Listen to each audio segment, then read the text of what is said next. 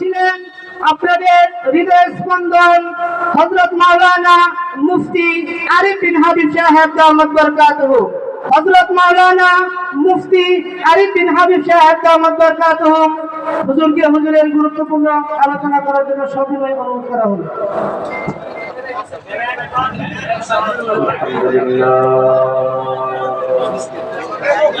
الحمد لله وكفى وسلام على عباده الذين اصطفى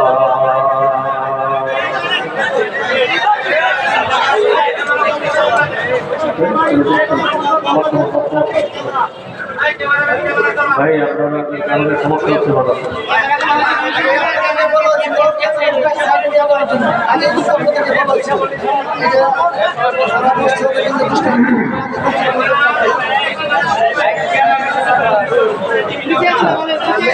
আমার বাদ ভিডিও করা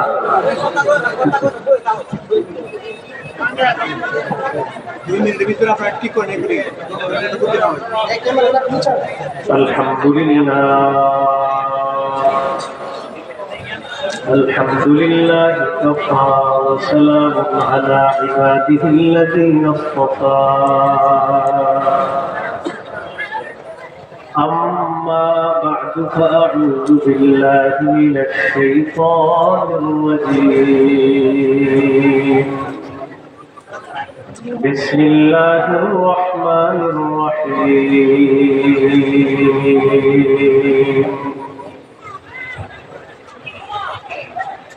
وأطيعوا الله ورسوله ولا تنازعوا فتفشلوا وتذهب ريحكم وقال تعالى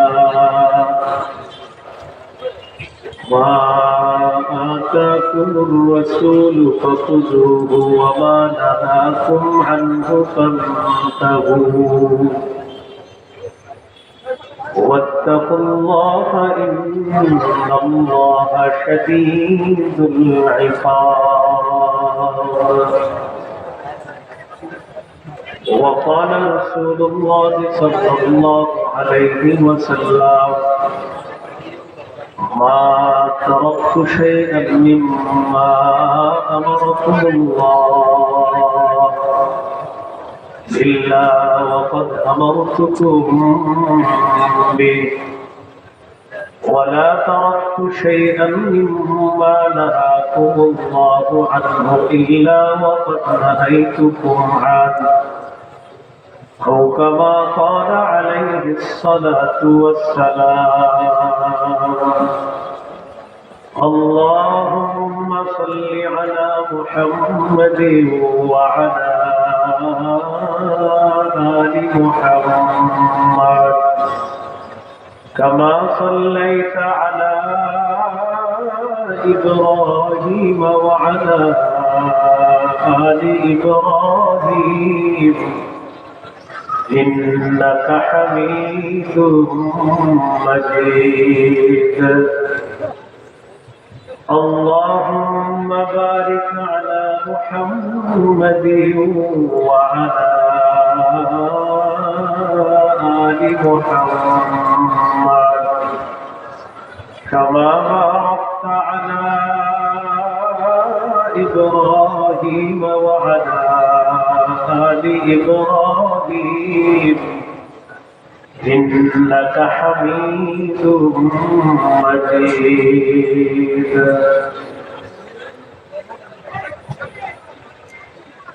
ঐতিহাসিক সোনাপিয়া যুব সমাজ ও এলাকাবাসীর উদ্যোগে আয়োজিত ওয়াজ দোয়ার মাহফিলের সম্মানিত সভাপতি হযরত মাওলানা সিদ্দুর রহমান খান সাহেব মোহতামিম আলহাজ শামসুদ্দিন ভূঁইয়া গুরুত্বপূর্ণ আলোচনা করেছেন মাওলানা শোয়েব বিন আব্দুর রউফ দামাত বরকাতুহুল আলিয়া মুহাদ্দিস আল জামিয়াতুল ইমদাদিয়া কিশোরগঞ্জ। আলোচনা করেছেন মুফতি আরিফ জব্বার কাসিমি দামাত বরকাতুহুল আলিয়া ঢাকা। গুরুত্বপূর্ণ আলোচনা পেশ করছিলেন মুফতি শরীফুজ্জামান নাজিবপুরি দামাত বরকাতুহুল আলিয়া নেত্রকোনা। মুফতি মুজাহিদুল ইসলাম দামাত বরকাতুহুল আলিয়া, ব্রাহ্মণবাড়িয়া। উপস্থিত হযরত উলামায়ে কেরাম, মুসলমান ভাইরা, পর্দার আড়ালে অবস্থানরত শ্রদ্ধা মাহবুবা, আল্লাহ তাআলার দরবারে শুকরিয়া আদায় করছি, আল্লাহ আমাদেরকে এই ওয়াজ ওয়া মাহফিলে উপস্থিত হওয়ার তৌফিক দান করেছেন বলে আলহামদুলিল্লাহ।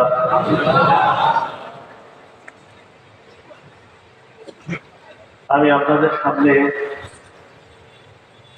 সূরাতুত তাওবার একটি আয়াতে কারিমা তেলাওয়াত করলাম, সূরা হাশরের একটি আয়াতে কারিমার অংশ বিশেষ তেলাওয়াত করলাম, রাসূলুল্লাহ সাল্লাল্লাহু আলাইহি সাল্লামের হাদিস থেকে একটি হাদিস পেশ করলাম।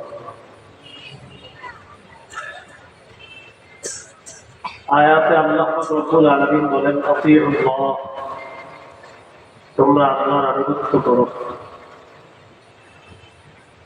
ওয়া রাসূলা, রাসূল সাল্লাল্লাহু আলাইহি সাল্লামের আনুগত্য করো, ওয়ালা তানাযাউ, পরস্পর ঝগড়া করো না,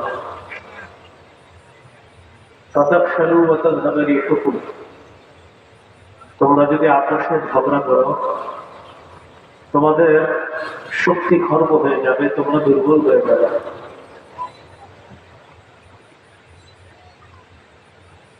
একটা বিষয় নিয়ে আমাদের মধ্যে একটা ভুল বোঝাবুঝি বা অনেকে একটা ভুলকে সঠিক মনে করতেছে, সেটা হলো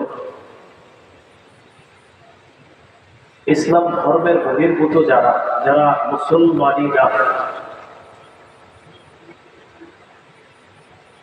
এমন কারো ব্যাপারে কেউ এই কথা বলা যে তাদেরকে নিয়ে অথবা শিরিক বেদাতপন্থী তাদেরকে নিয়ে একটা সম্প্রীতি ভালোবাসা সৃষ্টি করা, এই জাতীয় কথা কেউ বলা,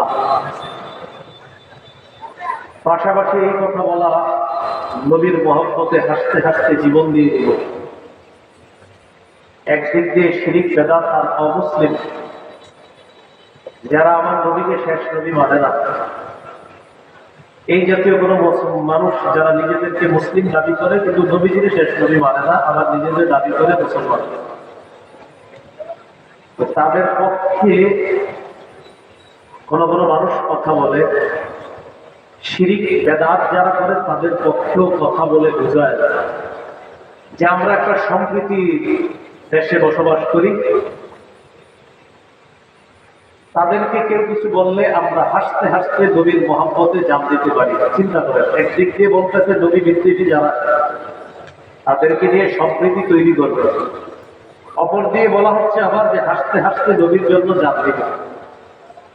হাস্যকর কথা যে দুনিয়াতে কত প্রকার হতে পারে, একদিক দিয়ে নবীর দুশ্মন, আবার শিরিক বেদাত যে করে, নবীর নাম বিক্রি করে যারা বেদাত করে তাদেরকে নিয়ে সম্প্রীতি তৈরি করবে। চিন্তা করে পাশাপাশি আবার বলে তাদের কিছু হলে হাসতে হাসতে নবীর জন্য জান দিয়ে দিবে, তাদের কিছু হলে হাসতে হাসতে নবীর জন্য জান দিবে। এই জাতীয় কথাগুলো যারা বলে এরা বোঝায় যে উনি অনেক ধর্ম বুঝে, জ্ঞান বুঝে, অনেক জ্ঞান আছে, খুব বোঝায় বোঝায় কি মানে আমার অনেক জ্ঞান আছে, খুব জ্ঞান লাগে, এরকম বোঝায়। ওই জাতীয় জ্ঞানী যারা আছে তাদেরকে এই কথা বলে দেওয়া যায় সুন্দরভাবে। অন্যান্য লাইনে অনেক বড় জ্ঞানী হলেও আমাদের মাদ্রাসার প্রাথমিক পর্যায়ে 2-3 বছরের যে ছাত্রগুলো আছে এদের সামনে বসার মতো ধর্মীয় জ্ঞান তাদের না, অন্যদিকে গেল না হয়। আপনি বুঝেন কি কথা বলে, নবীকে শেষ নবী মানে না যারা, শিরিক বেদাত করতেছে যারা, তাদেরকে নিয়ে সম্প্রীতি তৈরি করবে, আবার বলতেছে তাদের কিছু হলে হাসতে হাসতে নবীর জন্য জান দিবেন। তো এই জাতীয় কথাবার্তা গুলা যারা বলে তাদেরকে কিছু বিষয় স্পষ্ট থাকা দরকার। সেটা হলো আমরা এখানে শোলাকিয়া মাঠে এখন যারা আছে, আমার বয়ান যারা শুনছে মুসলমান, আমরা কোন আল্লাহর ওলির দুশমন না, কোন আল্লাহর ওলির বিরোধী আমরা না। তবে কোন আল্লাহর ওলির কবরকে কেন্দ্র করে, মাজারকে কেন্দ্র করে শিরিক যদি কেউ করে, বেদাত যদি কেউ করে, কেউ যদি গঞ্জিকা সেবন করে, কেউ যদি গাঁজা সেবন করে, গাঁজা, আল্লাহর ওলির কবরকে কেন্দ্র করে কেউ যদি শিরিক করে, কেউ যদি বেদাত করে, আর কেউ যদি গাঁজা খায়, আমরা ওই শিরিকের বিরুদ্ধে, আমরা ওই বেদাতের বিরুদ্ধে, ওই গাঁজার বিরুদ্ধে আগেও ছিলাম, এখনো আছি, আমৃত্যু আমরা এগুলোর বিরুদ্ধে থাকি। আমরা আল্লাহর ওলির বিরুদ্ধে, আল্লাহর ওলির কবরের বিরুদ্ধে, আল্লাহর ওলির কবর জিয়ারত করা হবে এর বিরুদ্ধে। আল্লাহর ওলির কবরকে কেন্দ্র করে কেউ যদি শিরিক করে, কেউ যদি বেদাত করে, কেউ যদি আল্লাহর ওলির কবরকে কেন্দ্র করে মেলা বসায়, এই শিরকের বিরুদ্ধে আমরা, এই বেদাতের বিরুদ্ধে আমরা, এই মেলার বিরুদ্ধে আমরা, এই গাঁজা সেবনের আসরের বিরুদ্ধে আমরা আগেও ছিলাম, এখনো আছি, ভবিষ্যতেও আমাদের অবস্থান পরিষ্কার। শিরিক, বেদাত, কুফর, গাঁজা ইত্যাদির বিরুদ্ধে আমাদের অবস্থান সবসময় পরিষ্কার। এই বিষয়টা না অনেকে ভুলে ফেলেছে, ভুলে ফেলে আমাকে, আপনাকে, আমাদেরকে শত্রু বানাচ্ছে, আমাদেরকে কেমন জানি বুঝাইতে চাইতেছে যে আমরা শত্রু, আমরা সম্প্রীতি চাইলে এমনটা বুঝা, এরকম একটা ভাবসা। সহিহ বুখারীর বর্ণনা 427 নম্বর হাদিস। এই হাদিসের বর্ণনাকারী আম্মা জান আয়েশা সিদ্দিকা রাদিয়াল্লাহু তাআলা আনহা, তিনি বলেন, নবীজির দুই বিবি উম্মে হাবিবা, উম্মে সালামা রাদিয়াল্লাহু তাআলা আনহুমা, তারা দুইজন হাবশায় একটা গির্জা দেখছে, গির্জা, ফিহা তাসাবির, গির্জার মধ্যে অনেকগুলো ছবি দেখছে, ছবি। গির্জা বলতে আমাদের মাথায় কি আছে? একটা ধর্মের ইবাদতখানা, একটা ধর্মের মানুষের কি খানা? ইবাদতখানা, গির্জা, এগুলা একটা ধর্মের মানুষের ইবাদতখানা। তো এই ইবাদতখানার মধ্যে দেখে কি তাসবির, ছবি, মূর্তি।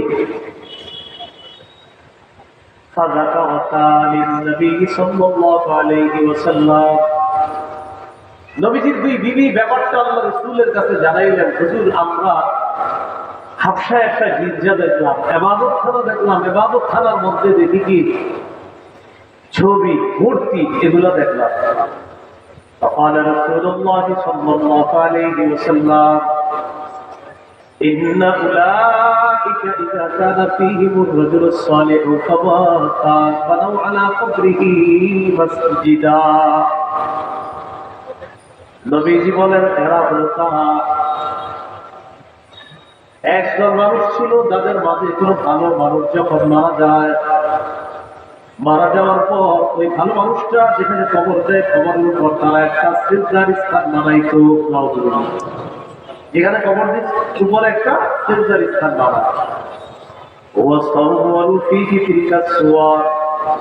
ওই মানুষগুলা আল্লাহর ওলি মারা যাওয়ার পর কবরের উপরে একটা সিজদার স্থান বানিয়েছে, আর ওই সিজদার স্থানের ভিতরে নিচে আল্লাহর ওলির কবর, আর উপরে ওই সিজদার যেই জায়গায় দেয় সেখানে হলো আল্লাহর ওলির মূর্তি।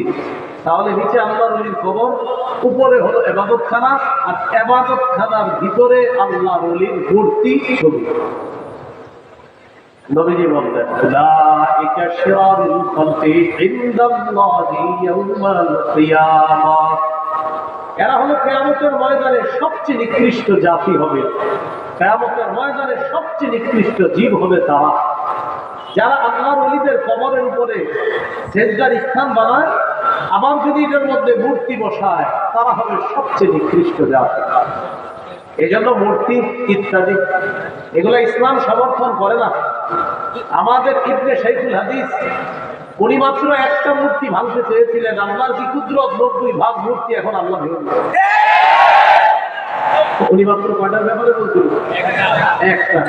একটার ব্যাপারে বলাতে বেচারারে 3 বছর লাগছে ভিতরে। তো আল্লাহর কি কুদরত, এই জন্য অহংকার না করা। আল্লাহর কি কুদরত দেখেন, উনি মাত্র দাবি করছে কয়টা, এখন আল্লাহ তাআলা এত খুশি করে দিছে মুসলমানদেরকে যে উনি দাবি করতে একটা শুনলাম না কথাটা যাও এখন 90 বার শেষ 10 ভাগও থাকবে না ইনশাআল্লাহ। রাসূলুল্লাহ সাল্লাল্লাহু আলাইহি ওয়াসাল্লাম বলে দিলেন নিচে আল্লাহর ওলির কবর, উপরে আল্লাহর ওলির এই কবরের উপরে সিজদার স্থান বানায়, আর ভিতরে আপনার মূর্তি বসায় দেয়। সারা সৃষ্টির সবচেয়ে নিকৃষ্ট জাতি, বলি নাউযুবিল্লাহ।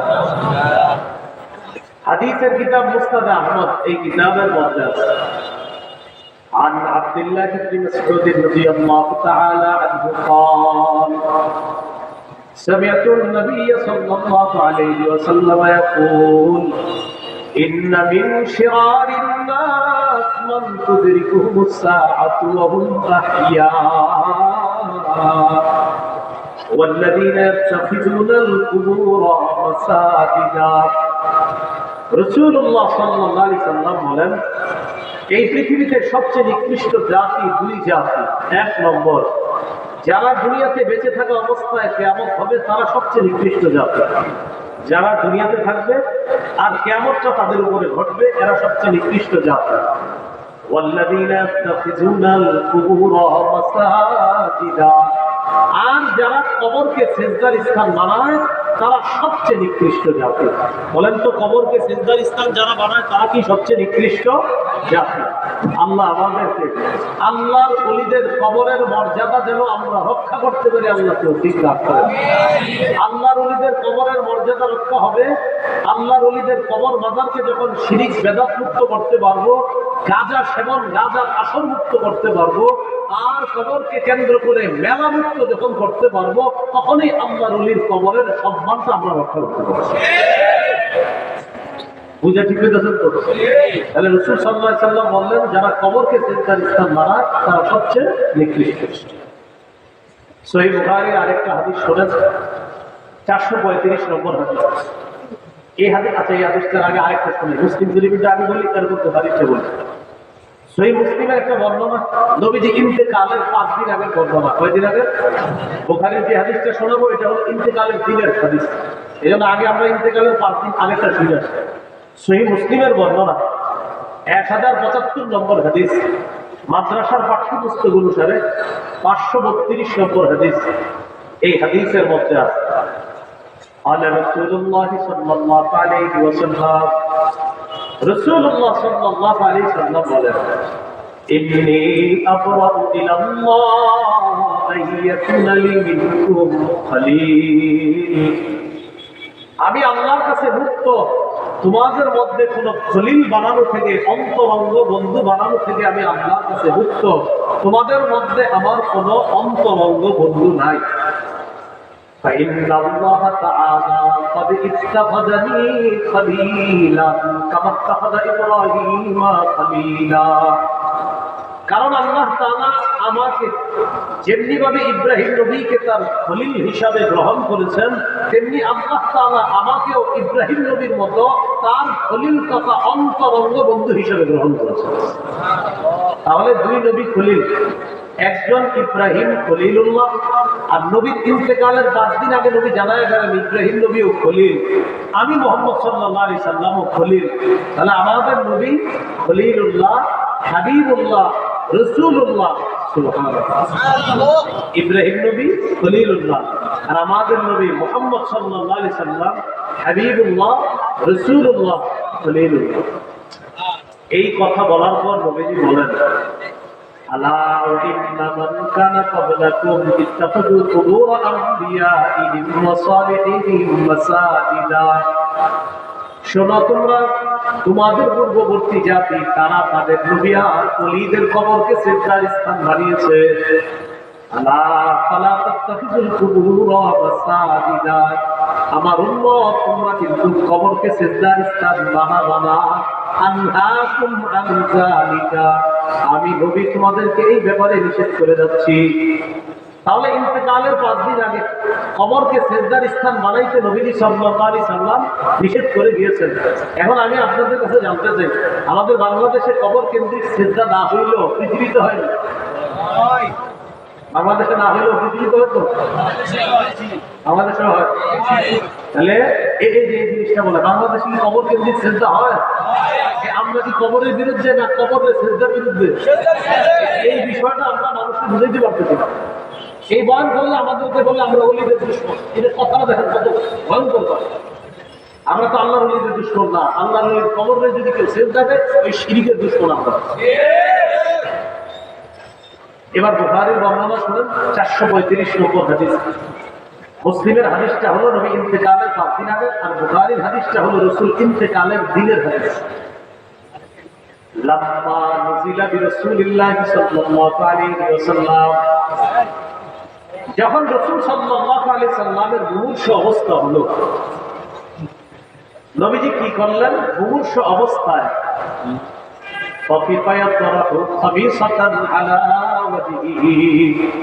রাসূলুল্লাহ সাল্লাল্লাহু আলাইহি ওয়াসাল্লাম একটা কাপড় দিয়ে নিজের চেহারা মুবারক ঢাকলেন। নবী ইন্তেকাল করবেন ওই মুহূর্তে একটা কাপড় দিয়ে নিজের চেহারা মুবারক ঢাকলেন। নবীজির যখন প্রাণটা বের হবে অবস্থা ওই মুহূর্তে ওই মুহূর্তে রাসূলুল্লাহ সাল্লাল্লাহু আলাইহি ওয়াসাল্লাম চেহারা মুবারকের উপর থেকে কাপড়টা সরিয়ে নিলেন। নবীজির যখন মুমূর্ষ অবস্থা তখন চেহারায় কাপড় রাখলেন, আর যখন প্রাণটা বের হবে তখন কাপড়টা সরাইলেন, সরায়া বললেন লা'নাতুল্লাহি আলাল ইয়াহুদি ওয়ান নাসারা, ইহুদিদের উপর আল্লাহর অভিশাপ, খ্রিস্টানদের উপর আল্লাহর অভিশাপ।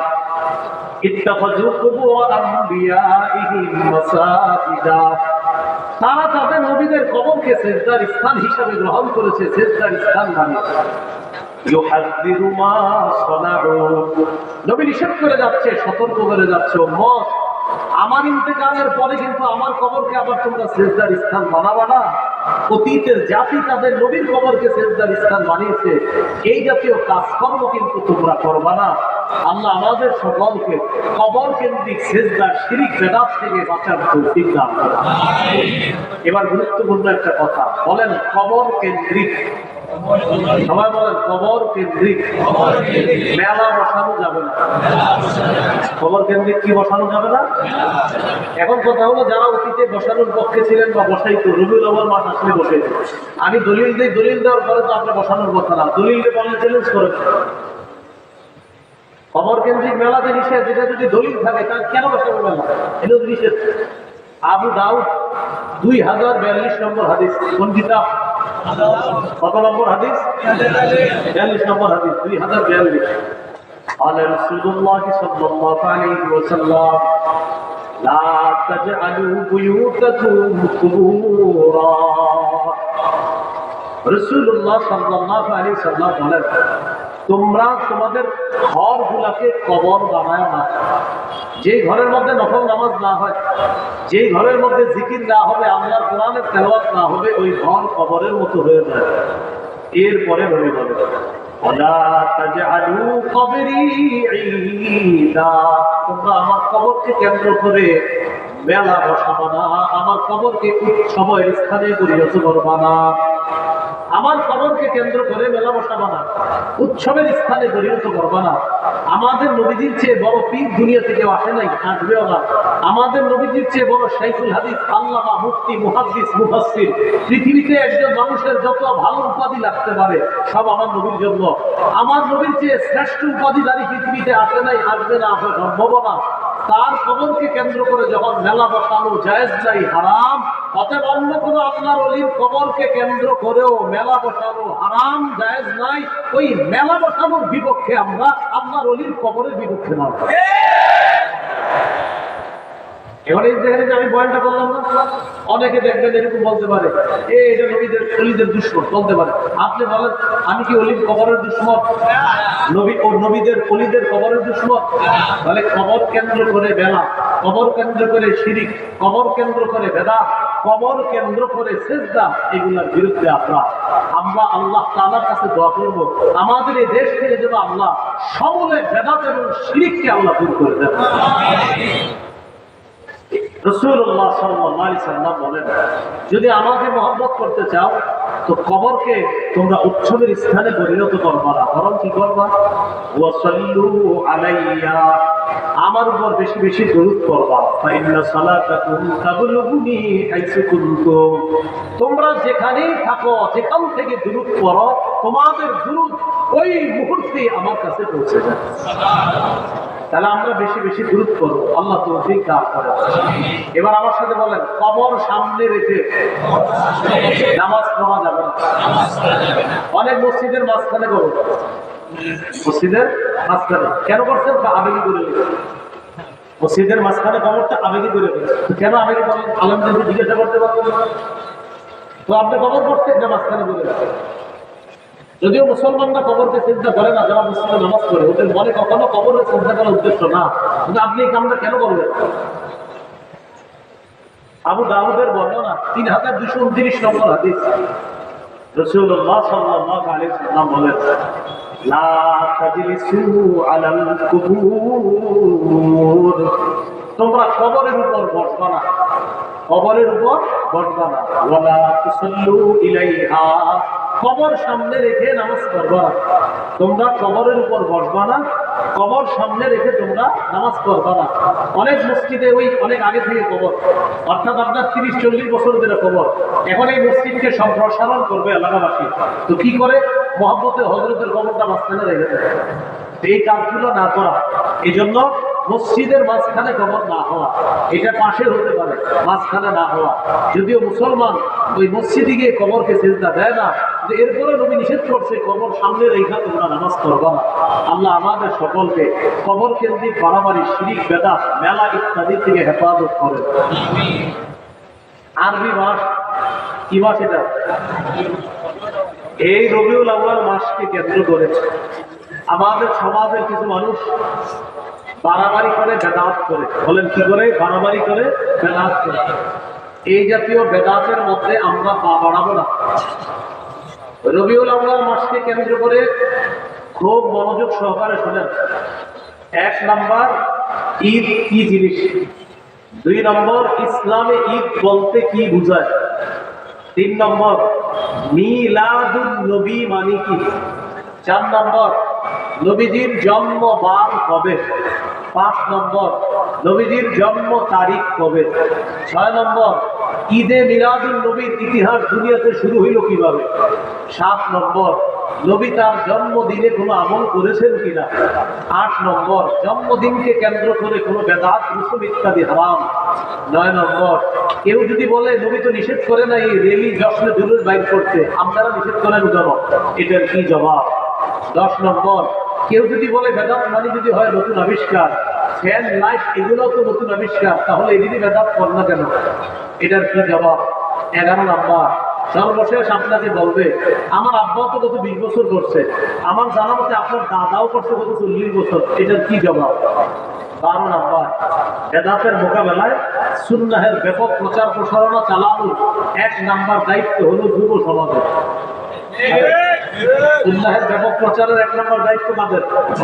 বলতে পারেন হুজুরদের। হুজুর তো বলতেছি খতিব মসজিদের মধ্যে, আপনারা যদি এবার হুজুরের ওই মসজিদের কথাটা নিয়ে খালি সমাজে সমাজে প্রচার করে দেন তাহলে তো হয়ে গেল। 1 নম্বর, ঈদ মানে কি, তো মন দিয়ে শোনেন। ঈদ আনন্দ, খুশি, উৎসব প্রকাশ করা। 2 নম্বর, ইসলামে ঈদ বলতে কি বোঝায়, এটা আমাদের জানা দরকার। এই ব্যাপারে 3টি হাদিস বলি, মন দিয়ে শোনেন। আবু দাউদের 1134 নম্বর হাদিস, আনাস ইবনে মালিক রাদিয়াল্লাহু তাআলা আনহু বর্ণনা, তিনি বলেন, আদিমা রাসূলুল্লাহ সাল্লাল্লাহু আলাইহি ওয়াসাল্লাম আল-মদিনা ওয়া লাহুম ইয়াওমান ইয়ালআবুনা ফীহিমা। রাসূলুল্লাহ সাল্লাল্লাহু আলাইহি ওয়াসাল্লাম মদিনায় আগমন করলেন। মদিনাবাসী তখন 2 দিন, এমন 2 দিন ছিল যেই 2 দিনে তারা খেলাধুলা করত। فقال رسول الله صلى الله عليه وسلم ما هذان اليومان। নবী তাদেরকে জিজ্ঞাসা করলেন, আচ্ছা এই 2 দিন যে তোমরা খেলাধুলা করো এটা কি, কেন খেলাধুলা করো? তারা জবাব দিল, কুন্না নালআবু ফীহিমা ফিল জাহিলিয়া। আমরা মূর্খতার যুগে এই 2 দিনে খেলাধুলা করতাম, তাই এখনো খেলাধুলা করি। وقال رسول الله صلى الله عليه وسلم إن الله قد أبدلكم بهما خيرا منهما يوم الأضحى ويوم الفطر। রাসূলুল্লাহ সাল্লাল্লাহু আলাইহি সাল্লাম বললেন, অতীতের যে 2 দিনে খেলতা এটা ভুলে যাও, আল্লাহ তাআলা তোমাদেরকে ওই 2 দিনের পরিবর্তে ঈদুল ফিতর এবং ঈদুল আযহা নামে অতি উত্তম 2টি ঈদের দিন আল্লাহ তোমাদেরকে দান করেছেন। তাহলে ইসলামে মুসলমানদের ঈদ কয়টা? আবার বলেন, মুসলমানদের ঈদ কয়টা? 2টা। এখন আমি আপনাদের কাছে একটু জানতে চাই, নবীজি সাল্লাল্লাহু আলাইহি সাল্লাম যে ঈদ পালন করেছেন ওই ঈদটা সেরা নাকি আমরা যে ঈদ পালন করব সেটা সেরা? নিঃসন্দেহে নবীজিটা সেরা, নবীর সাথে যারা বসছে এটা সেরা। এখন অনেক জায়গায় দেখবেন দেয়ালে লেখা, অথবা অনেক মানুষ আপনাদেরকে বলবে সকল ঈদের ঈদ ঈদে মিলাদুন নবী, সকল ঈদের সেরা ঈদ ঈদে মিলাদুন নবী। আমি শ্রদ্ধার সাথে তাদের এই কথা গ্রহণ করে বলি, আপনি যে বললেন সকল ঈদের সেরা ঈদ ঈদে মিলাদুন নবী, আপনার এই কথাটা শ্রদ্ধার সাথে গ্রহণ করে আমি বলি, আপনি যে ঈদ পালন করেন এটার যদি সকল ঈদের সেরা ঈদ হয়, আমরা বলবো আমার নবী যেটা পালন করছে সেটা হবে সকল ঈদের সেরা ঈদ। এখন কথা হলো আপনারা যেটা করেন সেটা আমার নবী করছে কিনা? জবাব হলো না। অতএব আমার নবী যে ঈদ করছে সেটাই সেরা ঈদ, আপনাদেরটা যেটা এটা সেরা ঈদ না। কোথাও যদি দেখেন লেখা আছে ঈদে মিলাদুন নবী সকল ঈদের সেরা ঈদ, আপনি নিচে লিখবেন, প্রিয় ভাইয়া শ্রদ্ধার সাথে আমিও আপনাকে বলছি, আপনি বলছেন আপনার ঈদ সকল ঈদের সেরা ঈদ, আমি নিচে লিখে দিলাম আমার নবীর ঈদ সকল ঈদের সেরা ঈদ। আপনি খালি আগে যেমন আমরা দুজন, উনি বলতেছে ঈদে মিলাদুন নবী সেরাই, আমি বলতেছি নবীরটা সেরাই। উনি টেনশনে বলে গেছে নবীর ঈদ আর ঈদে মিলাদুন নবী কোনটা? আমি বলতেছি আপনি কোনটা? আমি ঈদে মিলাদুন নবী সেরাই বলি। মানে কোনটা? ওই যে 12 রবিউল আউয়ালে আমরা একটু আনন্দ উল্লাস করবো, ঘুরবো ফিরবো, খাবো সাথে মিষ্টি ইত্যাদি, যে হোক। উনি বলতেছে ঈদে মিলাদুন নবী এটা হলো সকল ঈদের সেরা ঈদ। আমি বললাম ঠিক আছে, আপনার কথা শ্রদ্ধার সাথে গ্রহণ করে বলছি আমার নবীরটা সেরা ঈদ। উনি তো নবীর ঈদ মানে, আমি বলি নবী যে ঈদ করছে। তখন বলতেছে নবী যে ঈদ করছে সেটা কোন ঈদ? আমি বললাম সেটা 2 ঈদ। এখন উনি বলতেছে আমি যেটা করি, আমি বললাম এটা আপনাদের বানানো ঈদ। এখন বলে সেরা কোনটা? আমি বলি নবীরটা। আমি এই প্রশ্ন করবেন, আপনি আগে বলেন নবীরটা সেরা না আপনারটা সেরা? টেনশনে বলে দেবে, যদি বলে আমারটা তাহলে টেনশনে। এটা যাওয়া বলবে ঈদে মিলাদুন নবী সকল ঈদের সেরা ঈদ, আপনি বলবেন আগে বলেন নবীর ঈদ সেরা না আপনারটা সেরা? তো তখন সে বলবে নবীর ঈদ সেরা, বলবেন নবীর ঈদের মধ্যে ঈদে মিলাদুন নবী নাই, তাই আপনারটা সেরা না, নবীর ঈদ সেরা। এটা হলো ঠান্ডা মাথায় বলতো। এবার বলতো যে আপনার ঈদ সেরা না নবীরটা সেরা, টেনশন করে দেবে, কারণ আজকে রাসূল হইলে এটাই বলতে হবে যে নবীর ঈদ সেরাই। তখন বলবেন নবীর ঈদের মধ্যে আপনাদের এই ঈদটা পাওয়া যায় না, অর্থাৎ আমার নবীর ঈদ সেরাই, এটা আপনিও বললেন, আর আমরা তো স্বীকারই করি আমাদের নবীর ঈদ সকল ঈদের সেরাই। আল্লাহ আমাদেরকে এই কথাগুলো বুঝে শুনে আমল করার তৌফিক দান করুন। বলেন ইসলামী ঈদ কয়টা? সহিহ বুখারীর বর্ণনা 963 নম্বর হাদিস।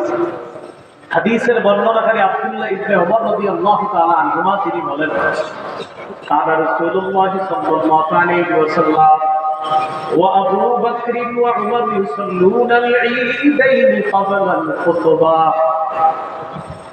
আব্দুল্লাহ ইবনে ওমর রাদিয়াল্লাহু তাআলা আনহুমা বলেন, রাসূলুল্লাহ সাল্লাল্লাহু আলাইহি ওয়াসাল্লাম, আবু বকর, ওমর তারা সকলেই খুতবার আগে 2 ঈদের নামাজ আদায় করতেন। বলেন তো খুতবার আগে নবী কয় ঈদের নামাজ পড়তেন? আবু বকর সিদ্দিক কয় ঈদের নামাজ পড়তেন? ওমর ফারুক রাদিয়াল্লাহু তাআলা আনহু কয় ঈদের নামাজ পড়তেন? 2 ঈদের। অতএব ঈদ কয়টা? 2টা। আবু দাউদের 1148 নম্বর হাদিস। এই হাদিসের মধ্যে আসছে জাবির ইবনে সামুরা রাদিয়াল্লাহু তাআলা আনহুর বর্ণনা, তিনি বলেন, সাল্লাইতু মা'আন নবী সাল্লাল্লাহু আলাইহি ওয়াসাল্লাম غير مرة ولا مرتين العيدين بغير أذان ولا إقامة। জাবির ইবনে সামুরা রাদিয়াল্লাহু তাআলা আনহু বলেন, আমি একবার দুইবার নয় অসংখ্য অগণিত বার আজান এবং ইকামত ছাড়া রাসূল সাল্লাল্লাহু আলাইহি সাল্লামের সাথে 2 ঈদের নামাজ আদায় করছে। তাহলে নবীজির সাথে জাবের ইবনে সামুরা সাহাবী কয় ঈদের নামাজ পড়ছে? 2 ঈদের। অতএব ইসলামে মুসলমানদের ঈদ কয়টা? 2টা। 3 নাম্বার কথা, মিলাদুন নবী মানে কি? মিলাদ অর্থ হলো জন্ম। আন নবী মানে মুহাম্মদ সাল্লাল্লাহু আলাইহি ওয়াসাল্লাম। মিলাদুন নবী অর্থ হলো মুহাম্মদ সাল্লাল্লাহু আলাইহি ওয়াসাল্লামের জন্ম। আমাদের সমাজে যদি কাউরে বলেন আপনি মিলাদ আছে, যদি বলেন ঘরে মিলাদ আছে, তখন তার মাথায় আসে যে ঘরে গিয়ে কিছু কাজ করতে হবে, করার পর একটা দোয়া আছে, দোয়ার পরে বিরিয়ানি আছে অথবা জিলাপি আছে।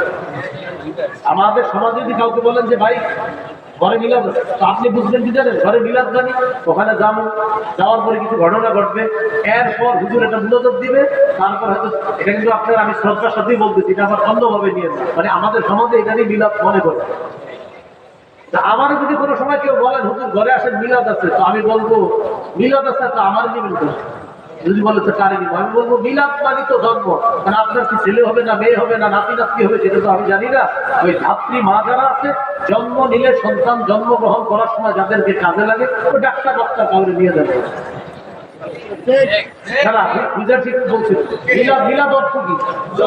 সবাই বলে আমার ঘরে মিলাদ আছে মানে আমার ঘরে জন্ম। আপনি তো বলতেছেন আমার ঘরে চলে মিলাদ আছে মানে কেউ হবে জন্ম নিল। এই জন্য আগে ক্লিয়ার হতে হবে এটা মিলাদ অর্থ কি। আপনি কেন বলেন বাসায় চলেন মিলাদ আছে, মিলাদ মানে জন্ম আছে, কেউ আপনার নাতি হবে? অনেক মানুষ এই কথা নিয়ে আমাদের সাথে তর্ক করছে, যার ভাই মিলাদ অর্থ তো জন্ম, তা আপনি কেন এটা অন্য কিছু বুঝবেন?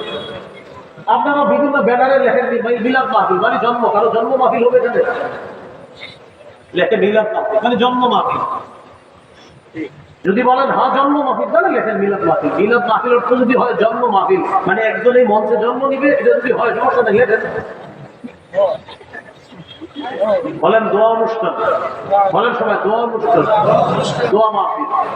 হ্যাঁ এটাই বলতেছি আমি। মিলাদ অর্থ কি? সবাই বলেন মিলাদ অর্থ কি? তাহলে মিলাদুন নবী অর্থ মুহাম্মদ সাল্লাল্লাহু আলাইহি সাল্লামের জন্ম। আজকে থেকে যদি কেউ আপনাদেরকে বলে মিলাদ মানেন, আমার সাথে জবাব দিবেন, বলেন জন্ম অর্থে মিলাদ মানে।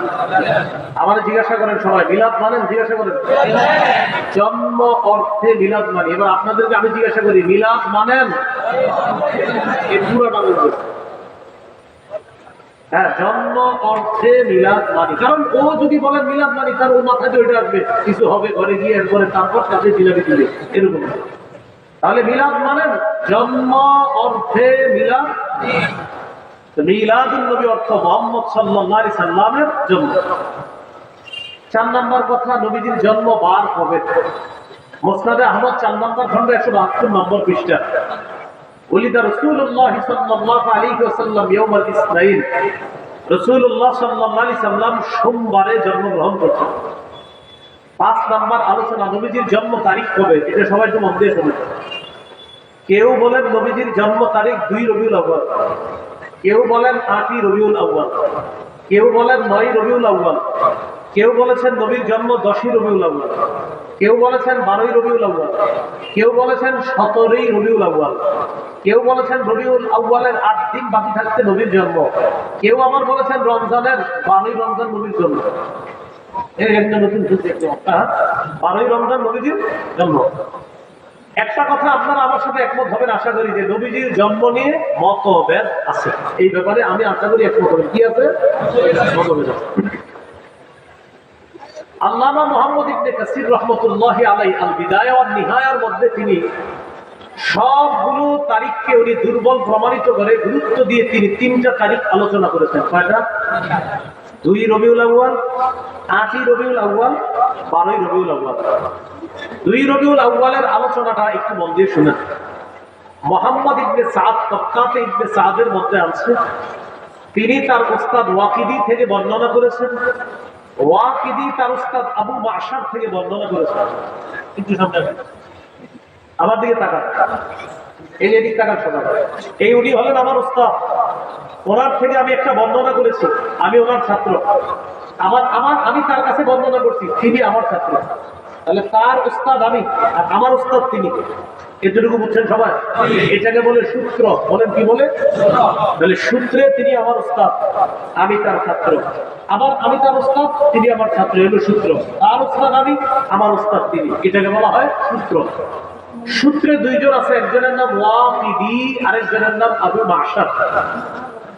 বুখারী শরীফের ব্যাখ্যা গ্রন্থের লেখক ইবনুল হাজার আসকালানী রাহমাতুল্লাহি আলাইহি তার কিতাব তাকরীরুত তাহযীবের মধ্যে তিনি আনছেন এই ওয়াকিদি, যিনি বর্ণনাকারী ওয়াকিদি, তার ব্যাপারে আনছে মাতরুকুন মাআসিআতি ইলমিহি, যে ওয়াকিদি তার অনেক এলেম আছে, এলেম থাকার পরেও তার বর্ণনা পরিত্যাজ্য, তার বর্ণনা গ্রহণ করা যায় না। আর ওই যে আবু মাশার, তার ব্যাপারে বলছে দাঈফুন ফি রিওয়ায়া, তিনি বর্ণনা করার ক্ষেত্রে দুর্বল। তারা এই সূত্রে বর্ণনা করেছেন উলিদা রাসূলুল্লাহ সাল্লাল্লাহু আলাইহি ওয়াসাল্লাম ইয়াউমাল ইসনাইন, নবীজি সোমবার দিন জন্মগ্রহণ করেছেন। লিলাইলাতাইনে খালাকা মিন শাহরি রবিউল আউয়াল, রবিউল আউয়াল মাসের 2 তারিখে। এটা তাদের সূত্রে। কার? ওয়াকিদি এবং আবু মাশার। তাহলে ওয়াকিদি যিনি সূত্রে আছে তিনি পরিত্যাজ্য, তার বর্ণনা পরিত্যাজ্য। আবার সূত্রে যিনি আছেন আবু মাশার, তিনিও দুর্বল। ওই সূত্রে একজন হলেন দুর্বল, আরই মনে করেন আমারই বসানো ওই জায়গায় আমি পরিত্যাজ্য। এই দুইজন সূত্রে থাকার কারণে 2 রবিউল আউয়ালের বর্ণনাটিও দুর্বল, এটা গ্রহণ করা যায় না। এটা আপনারা আলেম ছাড়া অন্যরা বুঝছেন তো সবাই? সূত্রে 2 জন ব্যক্তি আছে যাদের উপরে কথা আছে, কথা থাকার কারণে তাদের সূত্রে 2 রবিউল আউয়ালের বর্ণনাটি গ্রহণ করা যায় না, তাই 2 রবিউল আউয়াল বাদ রয়ে গেল। 8 রবিউল আউয়াল এবং 12 রবিউল আউয়াল। আমার সাথে একটা কথা সবাই বলেন, তাহলে মনে থাকবে। বলেন, হস্তি বাহিনী কাবায় যে বছর হামলা চালায়, ওই বছর রাসূলুল্লাহ সাল্লাল্লাহু আলাইহি সাল্লামের জন্ম। এ ব্যাপারে ঐতিহাসিকগণ প্রায় সকলেই একমত। তাহলে যে বছর রাসূলুল্লাহ সাল্লাল্লাহু আলাইহি সাল্লাম জন্মগ্রহণ করেছেন, ওই বছর কাবায় হস্তি বাহিনী হামলা চালায়, এই ব্যাপারে রাসূল সাল্লাল্লাহু আলাইহি সাল্লাম কি একমত? এই ব্যাপারে ঐতিহাসিকগণ একমত। এবার বলেন, কাবায় হামলা চালানোর 50 দিন পর রাসূলুল্লাহ সাল্লাল্লাহু আলাইহি সাল্লাম জন্মগ্রহণ করেছেন। বলেন তো, কাবায় হস্তি বাহিনী হামলার কয়দিন পর নবীর জন্ম? এবার হিসাবটা আমরা বের করে নিই। মুহররম মাসের 13 দিন বাকি থাকতে কাবার উপর হামলা হয়। তাহলে মুহররমের 13 দিন পেয়ে গেল। পরের মাস সফর মাস, সফরের 30 দিন নেন, মুহররমের 13 দিন 43 দিন। রবিউল আউয়াল মাস হলো সফর মাসের পরের মাস। রবিউল আউয়ালের 7 দিন যাওয়ার পর, এরপর সূর্য ডুবার সাথে সাথে হয়ে যায় 8ই রবিউল আউয়াল। তাহলে আগের 43 আর পরের 7, এ হলো 50 দিন। এর মানে কাবায় হামলা চালানোর 50 দিন নবীর জন্ম, মানে 8ই রবিউল আউয়াল আল্লাহ রাসূল দুনিয়াতে জন্মগ্রহণ করেছেন। কাবায় হস্তি বাহিনী হামলা চালানোর 50 দিন পর নবীর জন্ম। তো কাবায় হামলা চালানোর 50 দিন পর নবীর জন্ম হিসাব করলে বের হয় 8ই রবিউল আউয়াল। পৃথিবীর বিখ্যাত উলামায়ে কেরাম, বিশুদ্ধ উলামায়ে কেরাম, নির্ভরযোগ্য উলামায়ে কেরামের অভিমত হলো আল্লাহ রাসূলের জন্ম 8ই রবিউল আউয়াল। এই কথাটি বিশুদ্ধ। জ্ঞানীতিক হিসাবে কেউ কেউ বলেন নবীর জন্ম 9ই রবিউল আউয়াল। এই জন্য মনে রাখবেন 8 অথবা 9। বলেন 8 অথবা 9, এই 2 তারিখে আল্লাহ রাসূলের জন্ম। এই কথাটি বিশুদ্ধ, তবে প্রসিদ্ধ নয়। 8 অথবা 9 রবিউল আউয়াল রাসূলুল্লাহ সাল্লাল্লাহু আলাইহি সাল্লামের জন্ম, এই কথাটি বিশুদ্ধ, তবে কি নয়? বিশুদ্ধ। এবার আমার সাথে বলেন 12ই রবিউল আউয়াল নবীজির জন্ম, এই কথাটি প্রসিদ্ধ হলেও বিশুদ্ধ নয়। তাহলে 8, 9 বিশুদ্ধ হলেও প্রসিদ্ধ নয়, আর 12 তারিখ প্রসিদ্ধ হলেও বিশুদ্ধ নয়। কোরআনের 6666টি আয়াত প্রসিদ্ধ হলেও বিশুদ্ধ নয়, 6236টি আয়াত বিশুদ্ধ হলেও প্রসিদ্ধ নয়। কোরআনের 6666টি আয়াত প্রসিদ্ধ হলেও বিশুদ্ধ নয়, 6236টি আয়াত বিশুদ্ধ হলেও প্রসিদ্ধ নয়। এবার আসেন 12ই রবিউল আউয়ালের এই বর্ণনা কারা করছে? আন সাঈদ ইবনে মিনাস আন আফফান ইবনে মুসলিম عن جابر بن عبد الله وعبد الله بن عباس رضي الله تعالى عنهما ولد رسول الله صلى الله عليه وسلم يوم الاثنين الثاني عشر من شهر ربيع الاول সাঈদ ইবনে মিনা ওই আমার দিকে তাকান সূত্র আমি হলাম ছাত্র সাঈদ ইবনে মিনা এই উস্তাদের নাম আফফান ইবনে মুসলিম তাদের সূত্রে বর্ণনা আল্লাহ রাসূল সাল্লাল্লাহু আলাইহি সাল্লামের জন্ম 12ই রবিউল আউয়াল মজার ব্যাপার হলো সূত্রে যিনি ছাত্র তার নাম কি সাঈদ বলেন সূত্রে ছাত্রের নাম কি সাঈদ উস্তাদের নাম আফফান বলেন সূত্রে ছাত্রের নাম সাঈদ উস্তাদের নাম আবার ছাত্রের নাম সাঈদ উস্তাদের নাম কোন বর্ণনার সূত্র এটা 12ই রবিউল আউয়াল মজার ব্যাপার হলো সাঈদ যিনি ছাত্র তিনিও নির্ভরযোগ্য বর্ণনাকারী আমার উস্তাদ যিনি আফফান তিনিও নির্ভরযোগ্য বর্ণনাকারী তাহলে প্রশ্ন এসে যায় 12ই রবিউল আউয়ালের সূত্রে সাঈদও নির্ভরযোগ্য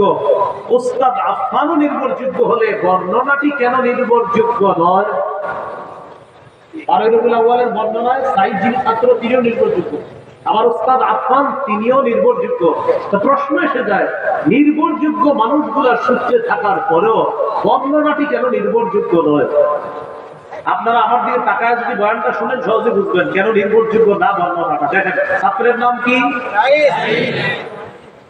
সাঈদের জন্ম 130 হিজরির পরে বলেন সাঈদের জন্ম কবে তাহলে ভাই ছাত্রের জন্ম কবে 130 হিজরি পরে বলেন ছাত্র সাঈদ যিনি তার জন্ম কবে উস্তাদের নাম কি আফফানের মৃত্যু 110 হিজরিতে আমার মন দিয়ে শুনেন ওস্তাদ 110 হিজরিতে মারা গেছে ছাত্র 130 হিজরির পরে জন্ম ওলামা হযরত বুঝে ফেলছেন আপনারা মন দিয়ে আবার শুনেন ওস্তাদ 130 হিজরিতে মারা গেছে ছাত্রের জন্ম 130 ওস্তাদ 110 হিজরিতে মারা গেছে তারও প্রায় 20 বছরেরও সময় পরে ছাত্রের জন্ম কি বোঝা গেল তারা ছাত্র উস্তাদি না এই সূত্রকে বলা হয় বিচ্ছিন্ন সূত্র বলেন কি বলা হয় তাহলে উস্তাদ আর ছাত্র আসলে কি তারা উস্তাদ ছাত্র এটাকে বলা হয় বিচ্ছিন্ন সূত্র আরবিতে বলা হয় ইনকিতা আর ইনকিতায়ের সূত্রকে বলা হয় মুনকাতি আর মুনকাতির সূত্র নির্ভরযোগ্য দলিল হিসাবে গ্রহণযোগ্য নয় তাই বর্ণনায় দুজন নির্ভরযোগ্য বর্ণনাকারী থাকলেও তাদের পরস্পরের সাক্ষাৎ না হওয়ার কারণে এই বর্ণনাটি নির্ভরযোগ্য নয় ভাই হুজুরা ছাড়া অন্যরা যারা বুঝছেন তো আপনারা তাহলে ওস্তাদের মৃত্যু 110 হিজরিতে আর ছাত্রের জন্ম এটা 130 পরে তাহলে এরা ওস্তাদ ছাত্র না মাঝখানে কোনো ঝামেলা হয়ে গেছে এই জন্য তাদেরকে আইনা এই সূত্র বানানো হলেও এই সূত্রটি নির্ভরযোগ্য নয় তাই এই বর্ণনা নির্ভরযোগ্য নয় এই জন্য 12ই রবিউল আউয়ালের বর্ণনাটি এটি প্রসিদ্ধ হলেও বিশুদ্ধ নয় যদিও অনেকে এটার ব্যাপারে মতামত দিয়েছে এটা হলো বয়ান করলাম এলাকায় ঝগড়া থেকে বাঁচার জন্য কি করবে যেমন আজকের বয়ানের পরে আগামীকাল এই বিষয়ে হয়তো দুই দলের মধ্যে ঝগড়া হইতে পারে ঝগড়া থেকে বাঁচার জন্য যেটা করবেন এটা হলো বুদ্ধি আমার একটু জিজ্ঞাসা করেন বলেন নবীর জন্ম কবে জিজ্ঞাসা করেন এবার ঝগড়া থেকে বাঁচার জন্য উত্তর দিতেছি দেখেন নবীজির জন্ম 8 থেকে 12ই রবিউল আউয়ালের মাঝে যে কোনো একদিন 8 থেকে 12ই রবিউল আউয়ালের মাঝে যে কোনো একদিন শিওর হ্যাঁ শিওর তাহলে এখন আর কেউ বলবো কম হবে আপনি বলবেন 8 থেকে 12 মধ্যে 8 থেকে 12 রবিউল আউয়ালের মাঝে নবীজির জন্ম এই কথা নিশ্চিত এটা যদি আপনারা বলেন আমরা তো বললাম 8-এরও বর্ণনা আছে 9-এরও বর্ণনা আছে 10-এরও বর্ণনা আছে 12-এরও বর্ণনা আছে এই জন্য আপনি যদি চান যে না ঝগড়া করবেন না তখন বলবেন 8 থেকে 12 রবিউল আউয়াল যে কোনো একদিন আপনি শুরু করেন আপনি কবে হলে খুশি হন সেটা বলেন এগুলো ঝগড়া মুক্ত থাকবে এইভাবে এগুলো 6 নম্বর কথা না 5 নম্বর কথা 6 নম্বর কথা ঈদে মিলাদুন নবী কিভাবে শুরু হলো এটা আমার সাথে যদি একটু বলতে বলতে পড়াশোনা করে নেন মুখস্থ থাকবে বলেন 604 হিজরিতে ইরাক দেশে মসুল শহরে বাদশা আবু সাঈদ মুজাফফর জনৈক আলেম আবুল খাত্তাব ওমর ইবনে দিহিয়া তার মাধ্যমে সর্বপ্রথম ঈদে মিলাদুন নবীর সূচনা করেন কত হিজরি 604 কত হিজরি কোন দেশে শহরের নাম মসুল শহর বাদশার নাম আবু সাঈদ বাদশার নাম কি আর যে হুজুরিরা কারণ বেদাত করতে গেলে কিন্তু একজন সাইনবোর্ড ওয়ালা দাড়ি টুপিওয়ালা লাগবে যে বেদাত যারা করে না, দেখবেন সাইনবোর্ড, টুপি, গাড়িওয়ালা, এরপর একটা গাড়ির উপরে উঠবে আর চারোদিকে ফুল টুল দিয়া এরই খুঁজে পাবে না। এখন কথা হলো, ওই বেদাতের যিনি লিড দিলেন তার নাম আবুল খাত্তাব ওমর ইবনে দিহিয়া। তার মাধ্যমে সর্বপ্রথম এই বেদাতের সূচনা হয়। তার ব্যাপারে ইবনে হাজার আসকালানী রাহমাতুল্লাহি আলাইহি বলেন, কাসীরুল ওয়াকিআতি ফিল আইম্মাতি ওয়া ফিস সালাফি মিনাল উলামা। এই লোকটা পূর্ববর্তী আলেমদের ব্যাপারে কটু মন্তব্য করতেন। এই লোকটা পূর্ববর্তী আলেমদের ব্যাপারে উল্টা পাল্টা কথা বলতেন।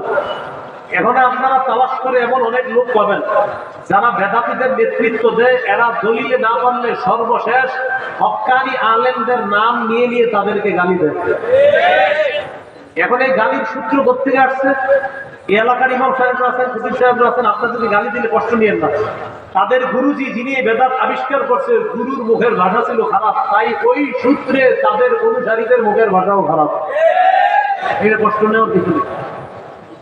তার ব্যাপারে ইবনে হাজার আসকালানী লেখছেন, খবিসুল লিসান, মুখের ভাষা ছিল খুব খারাপ। শাদীদুল কিবরি, প্রচন্ড অহংকার টাইপের মানুষ ছিল। মুতাহাবিরান, দুর্বল প্রকৃতি, অলস প্রকৃতির মানুষ ছিল। তার খালি আলেমদেরকে গালিগালাজ করত। আল্লাহ আমাদেরকে হেফাজত করে। 604 হিজরি পর্যন্ত দুনিয়াতে যেটা ছিল না সেটা আমরা করবো না। সেটা করে হঠাৎ এটার নাম দেওয়া, সকল ঈদের সেরা ঈদ যদি কেউ বলে, আমরা বলবো আমাদের নবীর চেয়ে সেরা ঈদ। যদি বলে সকল ঈদের সেরা ঈদ, আমরা বলবো আমাদের নবীর ঈদ সকল ঈদের সেরা ঈদ। যদি বলে তাদেরটা সকল